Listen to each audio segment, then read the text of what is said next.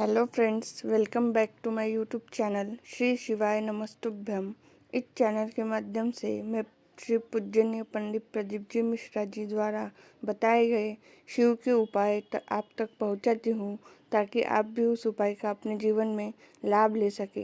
तो चलिए सुनते हैं आज का उपाय। अष्टमी तिथि या नौमी तिथि किसी भी महीने की, चाहे शुक्ल पक्ष की हो चाहे कृष्ण पक्ष की हो, अष्टमी और नौमी तिथि ये दो तिथियां ऐसी हैं। मान लो तुम्हारा पैसा तुमने किसी को दिया, 5 लाख 4 लाख 3 लाख 10 लाख 8 लाख 2 लाख 50,000 25,000 20,000 40,000 और वो पैसा नहीं दे रहा, आप हार गए कह के कर, फोन लगा कर भैया दे दे रहे, परेशानी है, दे दे रहे भैया, हम तो परेशान हो गए और हार गए, नहीं मिल रहा, बहुत परेशान। तो महाराज किसी भी अष्टमी या नौमी तिथि के दिन आप मां जगतजननी जगदम्बा का शिव के साथ में शिव शक्ति का स्मरण कर कर देवी के नाम की 9 आहुतियां, सूखे बीले की, मतलब बीला जो सूख चुका है, फल जो सूख चुका है, उसकी 9 आहुतियां अग्नि में शंकर और सती के नाम से, शंकर और शिव के नाम से समर्पित करें। और आखिरी आहुति जो समर्पित करें उसमें थोड़ा सा भाग तिल का, और तिल भी काली नहीं चढ़ती उसमें, श्वेत तिल का भाग उसके साथ लगाकर समर्पित करें। और जिससे धन लेना है उसका नाम लेकर वो समर्पित करें महाराज, उसको सुध आएगी और वो पैसा किसी भी हाल में आपके हाथ में थमाकर जाएगा ही, ये पक्का है। उसकी आहुतियां, हे जगतजननी हे जगदम्बा, तेरा नेत्र बिंदु से जो प्रकट हुआ वृक्ष है बेलपत्र का, उस वृक्ष की एक एक जड़ हो, टहनी हो, डाली हो, फल हो, शूल हो, वो सब मुझे अंगीकार है, मुझे स्वीकार, मुझे स्वीकार। उसका आनंद सुख देने वाला है जगदम्बा मां पार्वती शिव जी के साथ में आनंद में विराजमान। और एक निवेदन आप सबसे कहूंगा, प्रयास करिएगा जीवन में 2 रोटी कम खा लो पर किसी से कर्जा मत लो। और एक शिवलिंग के अंदर केवल अकेला शंकर नहीं है, जहां पर गोल धारी पर शिवलिंग रखा हुआ है वो जगदम्बा पार्वती का हस्त कमल है। जहां पर से पानी नीचे गिर रहा है उसका राइट भाग में गणेश और लेफ्ट भाग में कार्तिकेय हैं। बीच में शिवलिंग के सामने जो मोटी सी लाइन है वो शंकर भगवान की छोटी लड़की अशोक सुंदरी है। शंकर भगवान के ऊपर जलाधारी में से जो बूंद बूंद पानी गिर रहा है वो साधारण नहीं, शंकर भगवान की 5 लड़कियां जया, विषहरा, शामलीबारी, दोतली और देव है। शंकर भगवान के 13 बच्चे एक ही शिवलिंग में विराजमान है। और जहां पर शिवलिंग ऊपर की ओर रखा हुआ है वहां पर 33 कोटि देवता विराजमान है। जहां से शंकर का पानी चढ़ा हुआ निकल कर जाता है वहां पर 64 योगिनियां और 33 कोटि देवता हाथ की अंजलि लेकर जल का आचमन करते हैं। जब सारे देवता वहां पर हैं तो हम भटके क्यों? हम क्यों जाएं यहां से वहां? क्यों जाएं? अब मर्जी तुम्हारी है, तुम चाहो तो ये थोड़े दिन इस देवता को भज लो, थोड़े दिन उस देवता को भज लो, सारे मंदिर में घूमते रहो, बात तो वही है। तो ये जो नसों में तकलीफ रहती है, लोगों को गठिया का दर्द रहता है, गठिया बाय हो जाती है, उसके लिए भी हमारे यहाँ शास्त्र कथा है, शिव महापुराण की कथा कहती है कि बेल का जो फल होता है वो 12 महीने शिवरात्रि आती है, 12 महीने शिवरात्रि को बेल का जो फल होता है उस फल को सुखाकर रख लो और 12 महीने की शिवरात्रि पर शंकर भगवान के शिव मंदिर में दोपहर के ठीक 12 बजे जाकर शंकर को समर्पित करो। 1 लोटा पानी चढ़ा दो, बेलपत्र समर्पित कर दो, उस बेल के फल को उठाकर लिया और उस बेल के फल को उठाकर उसका थोड़ा सा भाग अपने भोजन में या आहार में उसको ग्रहण करना प्रारंभ कर दो, बस थोड़ा सा भाग। जो गठिया का दर्द होता है, नसों में जो तकलीफें होती हैं वो तकलीफें मिटना प्रारंभ हो जाती है, बस थोड़ा सा भाग लेना, ज्यादा नहीं, एक अंगुष्ठ के पोर के बराबर, बस थोड़ा सा, ज्यादा नहीं। एक औषधि की महाराज शिव कथा कर रही है, बाबा भोलेनाथ की कथा कर रही है कि बहुत दुख भी अगर आ गया तो बाबा को समर्पित कर कर चलो, बाबा के चरणारविंद में समर्पित कर कर चलिए। और ध्यान दीजिएगा, भगवत भजन के लिए जो समय बाबा ने दिया है वो पूर्ण समय हम भगवान को समर्पित करें।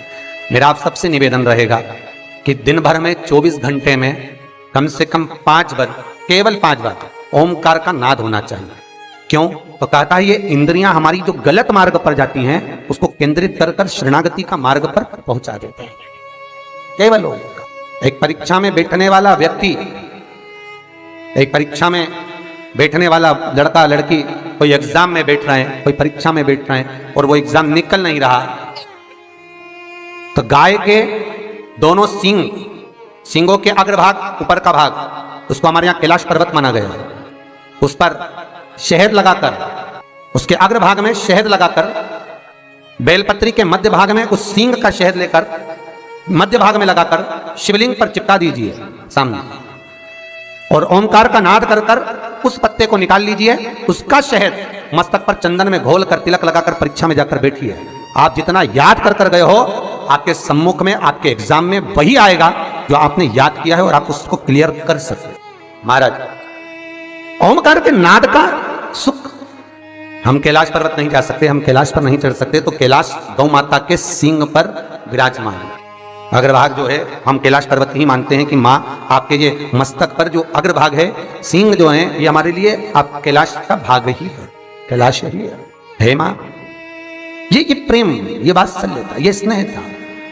शिव महापुराण की कथा करिए, भगवान करें, ओमकार का एक नाद ऐसा होता है जो एकाग्र चित्तता को स्थापित कर देता है, इंद्रियों को लाकर भगवान की शरणागति में छोड़ देता है। भगवान की शरणागति 21,600 श्वास में से मात्र थोड़ी सी श्वास प्रतिदिन 24 घंटे में से कुछ मालूम पड़े 5 बार, 3 बार, 2 बार ऐसा नाद ओमकार का हो जिससे हमारा मिलन परमात्मा से हो, हमारा मिलन। महाराज, भगवान शिव का विवाह जब पार्वती के साथ में हुआ तो पार्वती मैया ने विवाह के पहले जो साधना करी है, जो तप करा है, जो एकाग्र चित्तता धारण करी है, वो साधारण से नहीं रही है माता की, वो साधारण से नहीं रही, भक्ति प्रबल थी मां की। इसलिए तो बाबा विश्वनाथ, भगवान शंकर माता पार्वती को मिले। और विचार करिएगा जरा, आज भी माताएं अच्छा वर पाने के लिए, कन्याएं उत्तम पति पाने के लिए अगर आराधना करती हैं तो शिव की करती हैं, शंकर की, माँ जगदन्नी, जगदम्बा की, अम्बा की, दुर्गा की। क्यों? क्योंकि हम इनकी आराधना करेंगे, हम इनकी भक्ति करेंगे तो जैसे पार्वती जी को शिव मिले, ऐसे हमको भी कोई अच्छा वर प्राप्त हो, अच्छा वर प्राप्त हो।